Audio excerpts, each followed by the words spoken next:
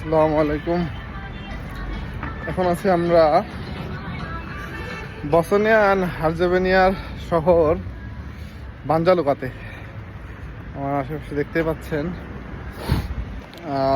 আমরা আজকে সকালে এখানে ল্যান্ড করেছি। আসার পর হোটেল বুক করলাম। এখন হোটেল থেকে বের হয়ে ফ্রেশ হয়ে ঘুরতে বেরিয়েছি। তো আজকে যে বিষয়টা নিয়ে কথা বলতে চাচ্ছিলাম সেটা হচ্ছে, আমরা গত দুদিন ছিলাম হচ্ছে সার্বিয়াতে। তো সার্বিয়ার বেলগ্রেড শহরটা ঘুরে দেখার পরে আমাদের প্রথম থেকেই প্ল্যান ছিল যে আমরা বসনিয়া হার্জেভেনিয়াতে আমরা 2 দিন থাকবো বানজালুকাতে। তো এখান থেকে আমাদের ফ্লাইট আছে অস্ট্রিয়ার জন্য।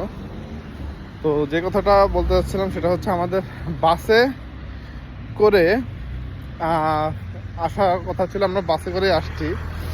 তো সার্বিয়ার সাথে ডিরেক্ট বর্ডার আছে বসনিয়া হার্জেভেনিয়ার, কিন্তু আমরা যখন সার্বিয়ার বেলগ্রেড শহর থেকে 120 কিলোমিটার দূরে যাই বর্ডার পার করে, তখন খেয়াল করি এটা আমাদের ক্রোয়েশিয়ার বর্ডার পার হইতেছে।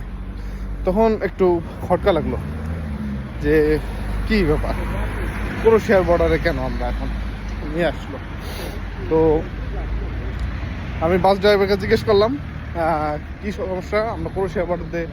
বলতেছে ওইখান সার্বিয়ার সাথে যে বর্ডারটা আছে ওইখানে রাস্তা খারাপ, এলোমেলো, আর ওইদিক যে বানজালুকা এই শহরটা অনেক দূরে। তো এইদিকে এই ক্রোয়েশিয়ার বর্ডার যদি আমরা পার হই, এখানে আমাদের 2 ঘন্টা সময় কমে যায়।